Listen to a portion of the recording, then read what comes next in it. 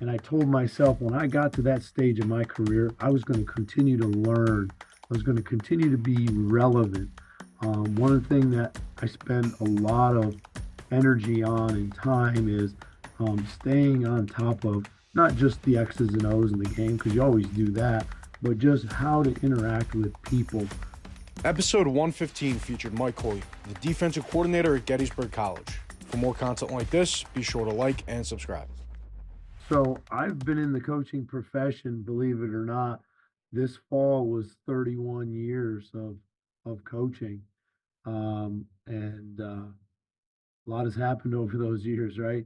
Been a lot of places, and started out really right after I graduated my playing days at Canisius College up in Buffalo, which no longer has a football program. They dropped football, I believe, in 2002. But as I got done with my playing career, I was fortunate enough to be asked to stay on as a graduate assistant and started my coaching career there, coaching college football as a GA, um, and spent 2 seasons doing that.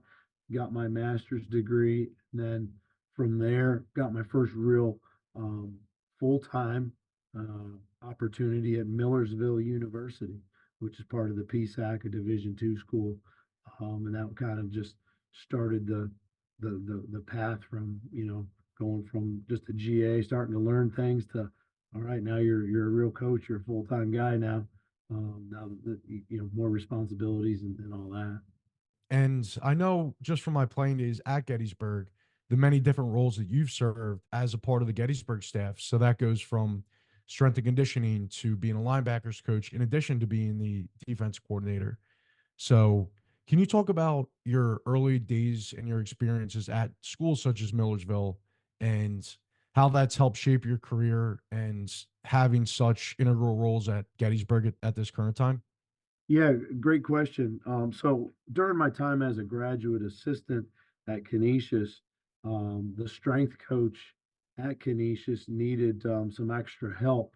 And so he was like, hey, and I was an exercise science major in college and always enjoyed being in the weight room. So he came to me and said, hey, I could pay you a little bit of money, an extra stipend here. And as a grad assistant, you're always looking for a few extra bucks. And he said, I could use the help. Would you mind being an intern strength and conditioning as well? And I said, yeah, great. So I did that and was able to get my CSCS, National Strength and Conditioning Association, work towards my certification there, which I've kept throughout my entire coaching career. Because I was always told that, the more things that you're able to do, the more opportunities, are going to come your way from a career standpoint. So when I finally got to Millersville, I ran the strength program for our football team there. And then when I moved on to Franklin and Marshall after that, did the same thing. I was a position coach there and ran the strength program for for F&M with the football program. And then after I left Franklin and Marshall, was my first opportunity to become a defensive coordinator. I moved on to Albright College, and while I was at Albright College, one of the things they asked was like, "Hey, we need a strength coach for the entire department." So I took that job as the defensive coordinator for the football team, but then also kind of oversaw strength and conditioning for all the athletes at Albright, and that kind of um, you know continued my career in that regard. And then from there, it was pretty much football and strength and conditioning all the way through. I did have a short time as a head football coach. I left Albright College, had an opportunity. We had quite a bit of success at Albright and a pretty dominant program. Was offered the opportunity to become the head coach at McDaniel College and did that for a little while.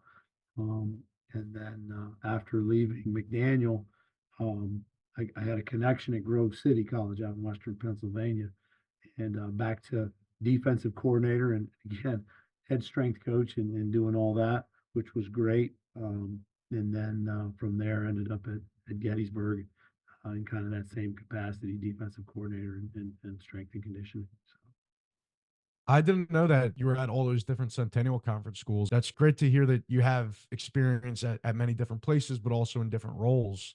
If you had to go back to your first 2 to 3 years as a coach, knowing what you know now and having those many different experiences, what would you tell yourself or to somebody who's just getting started? I tell myself to be patient, and absorb more information, um, and create more connections. Um, I don't know as if I did a bad job with that, but it's funny because we were just talking to some of the younger coaches here in the office were um, saying, "Hey, coach, I think you know every coach in the state of Pennsylvania." But I think that's just because of longevity.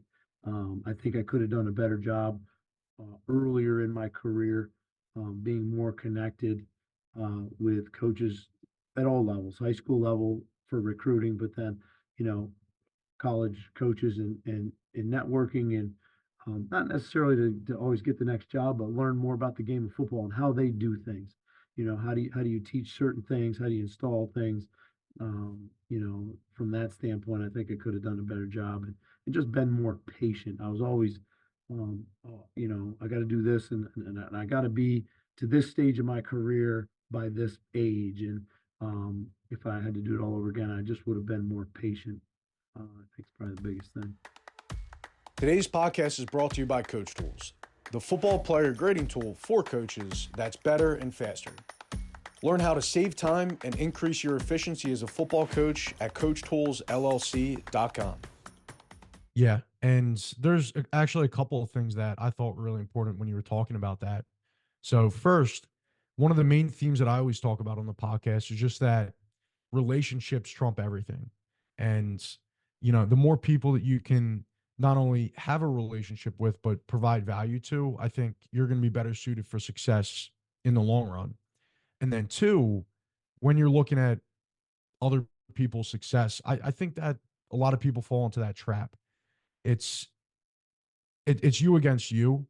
And I think one of the main things when it comes to football, when it comes to coaching and in business, like with me, it's not about comparing yourself to the guy next door.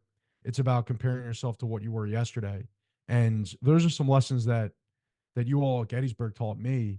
And for that, I'm very grateful for everything you guys helped me out with, because without your help, I wouldn't have been able to get started in my business and in my career. So you not only preached it, but I think you've lived it and helped me. So I appreciate you all for that too.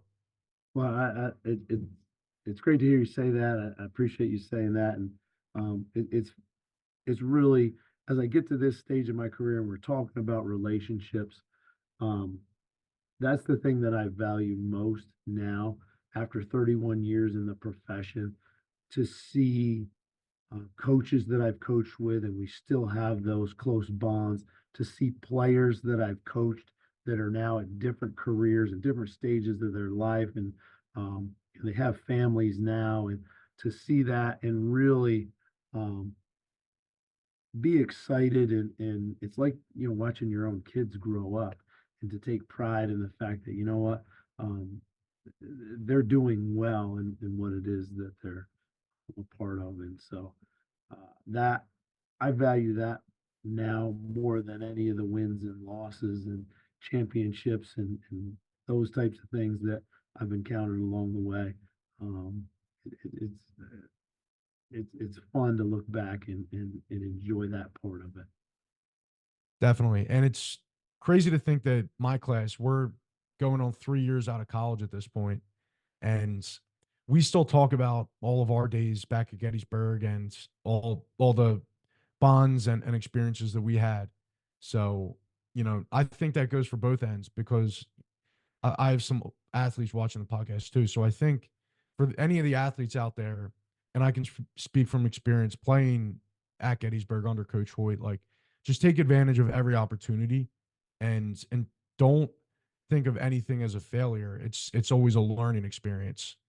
And to that point, when we were talking about careers in coaching, always have an open mind and try to treat like try to make those relationships with your fellow teammates, because they're going to be doing other things post graduation that could help you in the future possibly.